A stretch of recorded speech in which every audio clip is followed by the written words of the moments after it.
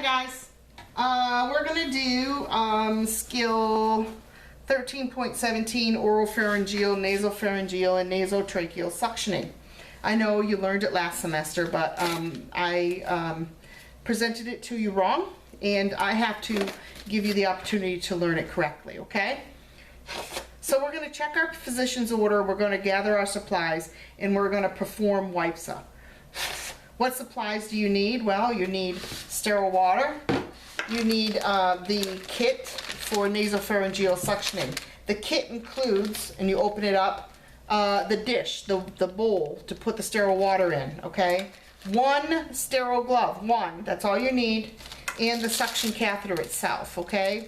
That's for nasopharyngeal. If you were doing oropharyngeal, you would need the suction catheter like this. If you were just doing oral suctioning, you would just need the Yankar suction connected to the suction tubing and the canister. Okay, so that's the supplies you need, along with gloves, because you're dealing with oral, right, or nasal. You want to make sure you have gloves. Okay. So, and a towel. You want to put a towel down underneath it. So, you've checked your physician's order, gathered your supplies, and performed WIPSA. So then you're going to get the patient ready. If the patient's able to sit up and has an active gag, you want him sitting up in a semi-fowler position. I'm using the chair to ease with taping of this video. He would probably be in bed, and the head of the bed would be up, okay? And you would turn their head towards you, okay? And to help with suctioning, oral suctioning, or with the neck hyperextended for nasal suctioning. So we want them like this or like this, either one, okay, depending on what we're doing. Oral suctioning, nasal suctioning, okay? All right, you're going to position an unconscious client on their side. And we learned earlier in your nursing student career that the left lateral position is the best position to put a respiratory client in, because they have more lung capacity on the right, yes? So if we lay them on the left and compress the left lung, we give them more lung capacity with the right lung, okay? So we're going to put them on the left lateral position, okay? So that means you're going to be on the left side, yes? Yes, okay. So, and then we're going to place a towel or a moisture-resistant pad over the pillow or under the chin. So we're just going to drape it around him right at the moment, okay? We're going to prepare the equipment. How are we going to prepare the equipment? Well, we're going to make sure that we have a suction canister set up on the wall. We're going to make sure that it's working, that it's all connected to suction tubing. When we turn it on and we pinch the tubing, we better hear a different definitive sound that tells us, yes, it is suctioning correctly. We want to leave it up on high for this, okay? So we're going to do oral suctioning first. Oral suctioning, and there goes that glove. So oral suctioning, we're going to use the Yankar, okay? So we're going to put our gloves on.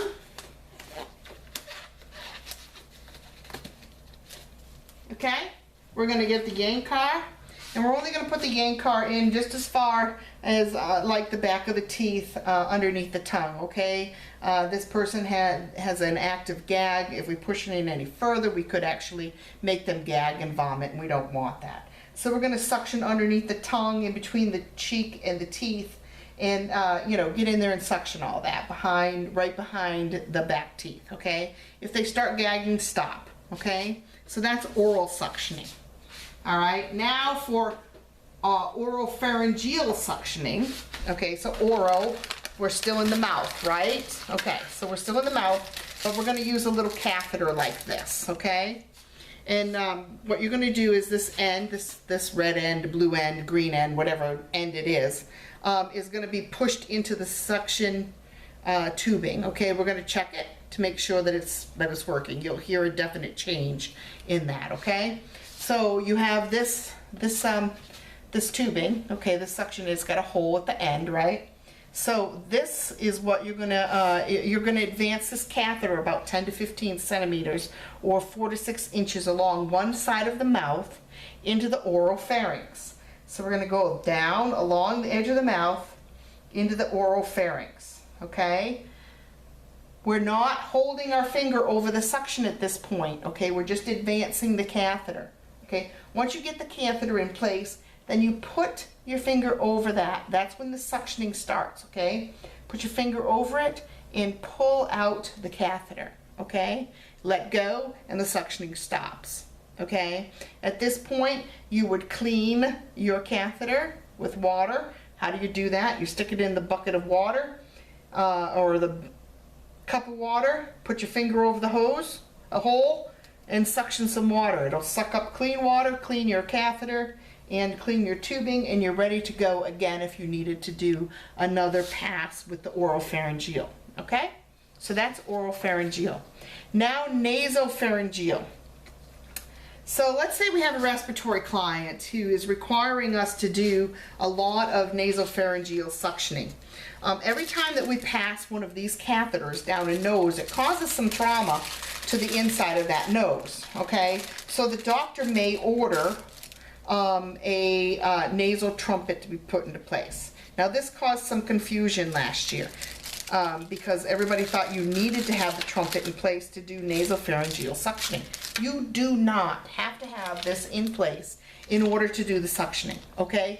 It's just nice to have in place if you're doing a lot of it, okay? And just for a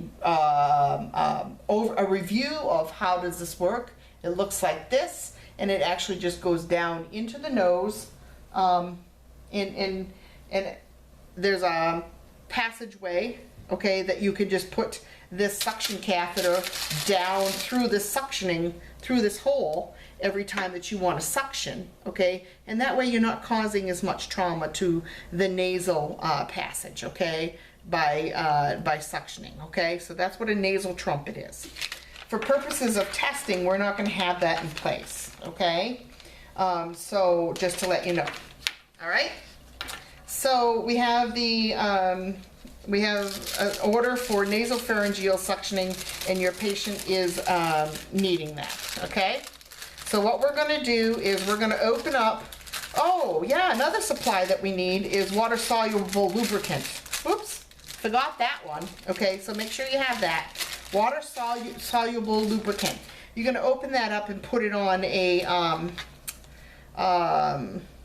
paper towel on your overbed table, okay?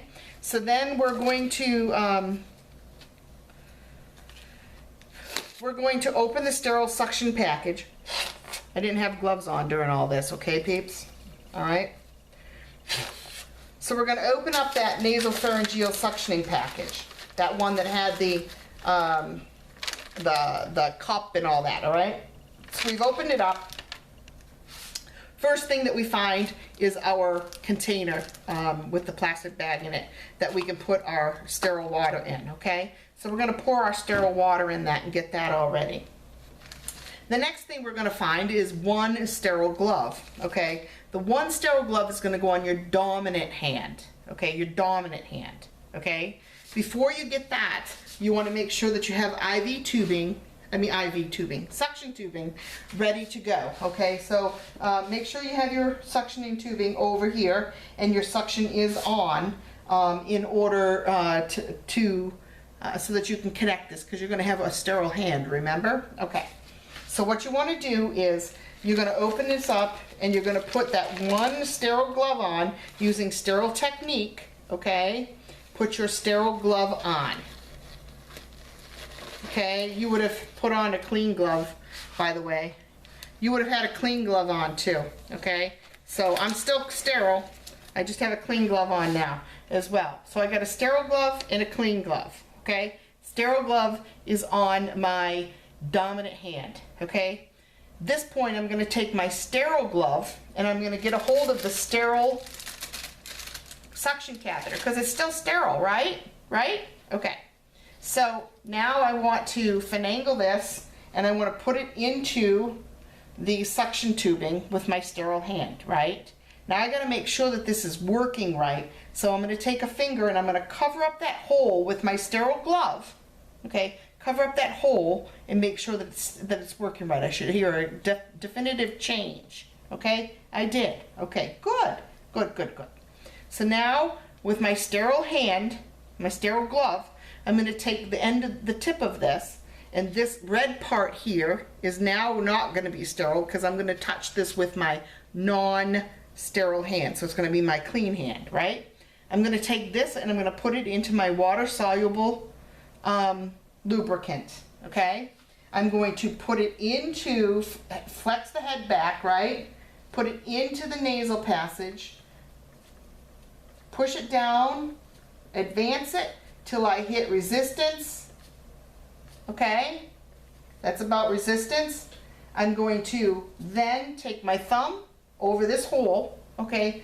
And I'm gonna, okay, this is where it gets tricky.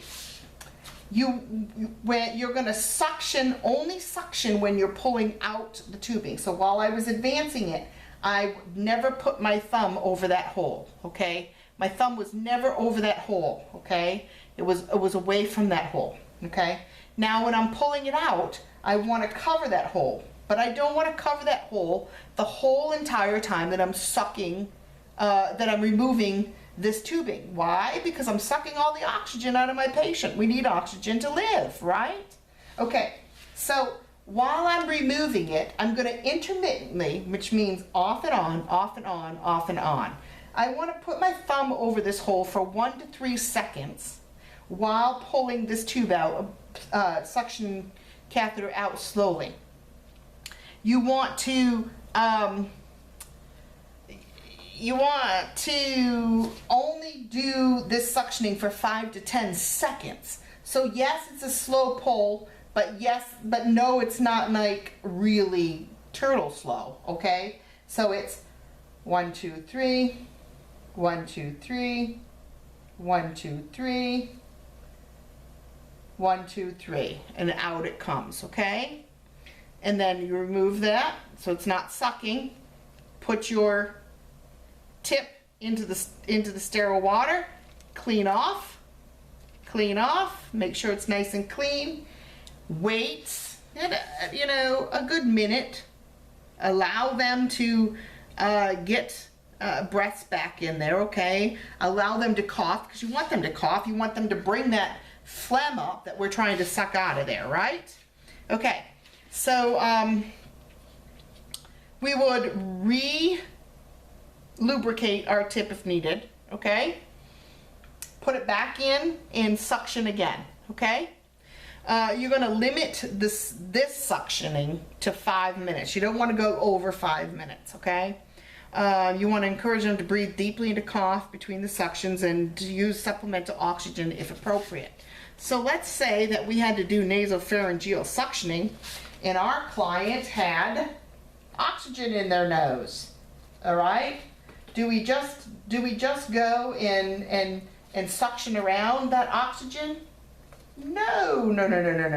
We're literally going to take it out of their nose, okay? Do the suctioning and then put the oxygen back in. Now, while we're cleaning the catheter, we could put the oxygen back in, okay? And we could be cleaning, put it back in, clean, take it out. I'm still sterile, but I've used my clean hand, not my sterile hand, but my clean hand to manipulate the oxygen and to suction at the same time. You're going to get really good as a nurse to be ambidextrous or be able to do things with both hands, and you're going to learn how to do things a lot with just one hand, especially once you've put on a sterile glove and you really don't have another one, okay? So obtaining a specimen, I'm not going to go into that. Yes, it's on the checklist, but I'm not going to go into that, okay? As well as suctioning an infant with a bulb syringe. You can learn that in the skills lab, but that is oropharyngeal, nasopharyngeal, and nasotracheal suctioning, skill 1317.